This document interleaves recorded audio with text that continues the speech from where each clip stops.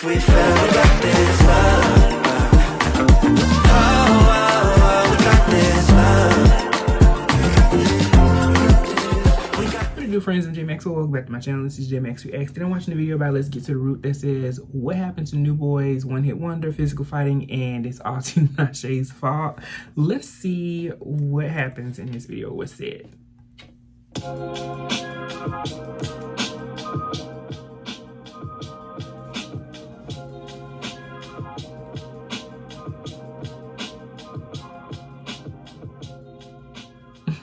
Hip-hop duo New Boyz, consisting of rappers Earl Benjamin, better known as Ben J, and Dominic Thomas, better known as Legacy, took the nation by storm with their hit debut single, You're a Jerk. The hype wouldn't last long though, and within less than a handful of years, New Boyz would be no more.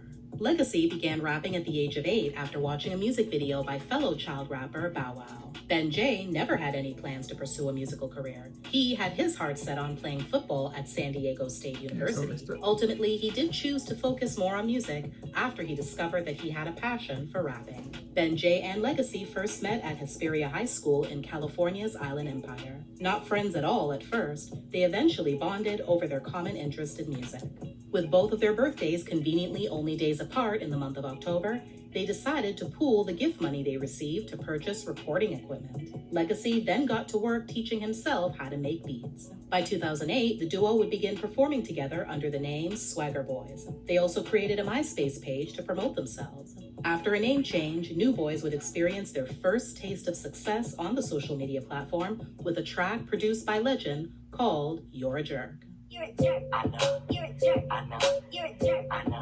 You're a jerk, Magic Music Maker software, beat-making tutorials on YouTube, mattresses and egg cartons placed against the wall to improve the acoustics, and a space inside Legacy's mother's apartment was all the duo needed to create the masterpiece that would garner so much attention that the powers that be at Warner distributed label Asylum offered them a record deal. In April 2009, the teens' debut single was commercially released and became a national hit.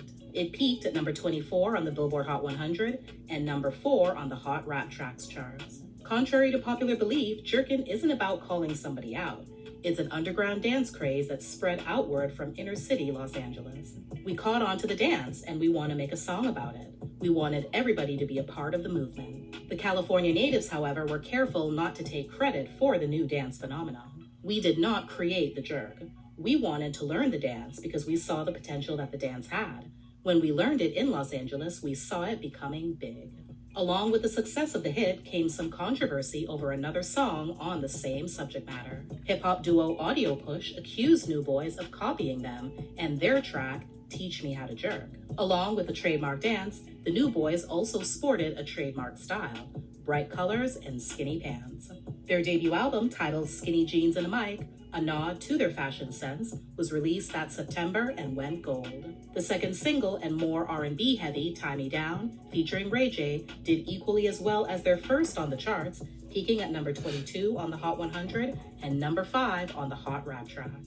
New Boyz released their second studio album, Too Cool to Care, in May 2011. After taking some harsh criticism for their first album, the duo wanted to show their fans and haters that they're too cool to care about hurtful comments. Legacy revealed that on the previous album, listeners were more focused on the clothes they were wearing and the music style they had become known for, so they decided to make a conscious effort to switch things up and show a different side to themselves. The project yielded its own pair of top 40 platinum singles, Backseat featuring the Cataracts and Dev, and Better With the Lights Off featuring Chris Brown. The following year, a mixtape titled Foolie Tape gave the group another charting single with FMS, or Freak My Shit.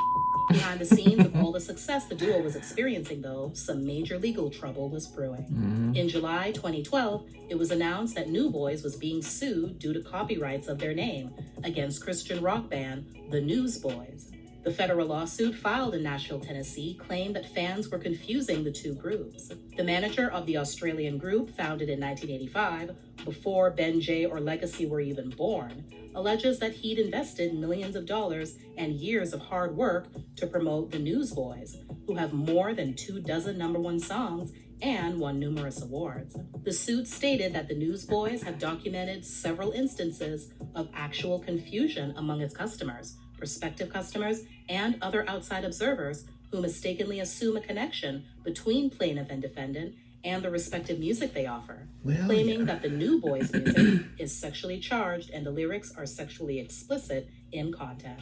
As of the making of this video, the outcome of the lawsuit is unclear.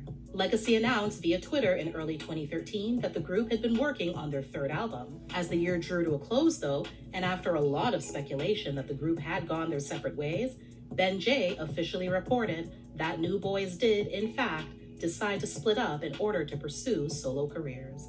Apparently, though, there was a much deeper and dramatic reason why Newsboys fell off, as Ben J laid out to Vlad TV in 2018. This is crazy. He attributed the group's demise to R&B singer Tinashe. I really hate that bitch, you know what I mean? I don't like that bitch. Trash. At all. Trash. Ben Wait, stop. Don't skip this video because I've got great news for you and your hair. If you are tired of Boy, bye, I got plenty of hair. J insinuated that Tinashe, who was dating Legacy at the time, had a negative influence on him. While she was on the scene, it became difficult to get Legacy to commit to his work obligations. He also spoke about what he feels was the true turning point in their relationship, which involved a physical altercation between the two in an airport. In 2022, Legacy sat down with Strawberry Pink YouTube channel to do his very first solo interview. He vehemently denied that his relationship with Tinashe had anything to do with the breakup of the group. He attributed much of the strife they experienced to creative differences with their label. He revealed that while the duo had a vision for what direction they wanted to go in, the label did as well, and they didn't always want to go with the label's vision. Legacy knew he needed to break free from those constraints, so he walked away. As a result of the group falling apart, Ben J told Vlad that he ended up homeless, became a pimp for a while, and got locked up numerous times.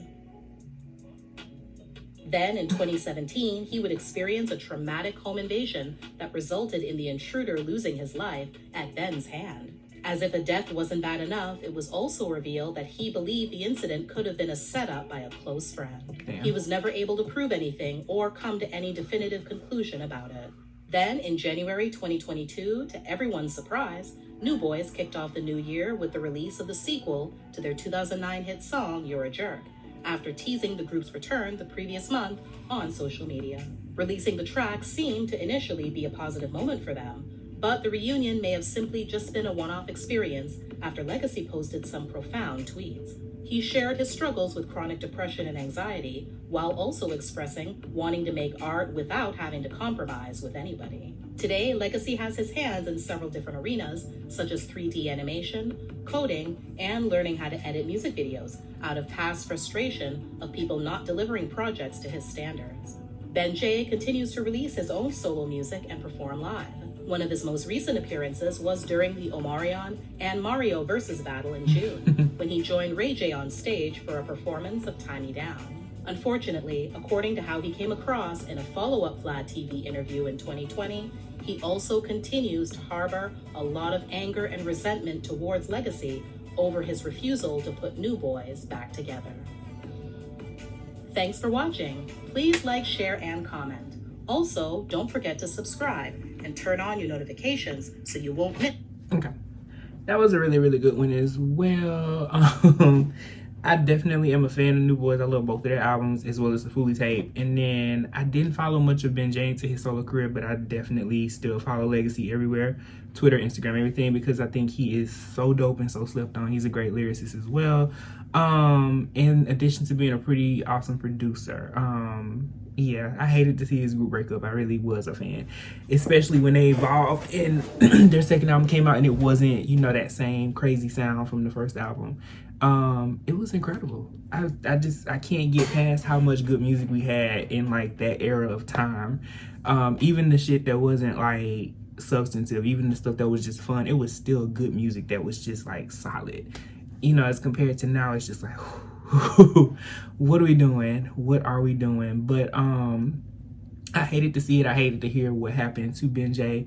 As I said, I followed Legacy, so I kind of saw him just spiral down into just non-existence for a while, and then he would drop a song here and there. He might drop a project. or a video, and then he would just go into the abyss. But it was cool though to be, you know, being that I followed him, I got to see when he dropped stuff. So loved his Dolo mixtape series. Legacy was the kind of person whose music introduced me to other artists. So in 2010, when the group was still very much active, he put out a mixtape called Your New Favorite Rapper. And I still listen to songs off of that to this day. That was the first time I heard of Tory Lanez. It was the first time I heard of Kid Ink. It was the first time I heard Tinashe. Literally the first time I heard a lot of these people. And I was just like, yo, he killing it. And now years later, I'm like, damn, these people went on to be bigger than him. But they were on his mixtape. And then he was also the first place I heard Doja Cat, believe it or not. He had a song with her, I think it's called Lately, maybe, on Dolo 3. I was just like, whoa, he's worked with everybody. And then despite him and Tinashe's breakup and whatever, you know, fuckery was supposed to happen with that, he produced a lot on her first album and her mixtapes. He was killing it. He still kills it, I think, quietly. I think he just don't say too much about it, and that's the best way to be. But yes, this is a good one. I love a good what happened to some of our favorite artists from back in the day. Let me know if you like this. Let me know if you have any other ones that you think I should watch that would be interesting. And let me know your thoughts about this below. Comment, like, subscribe. Until next time.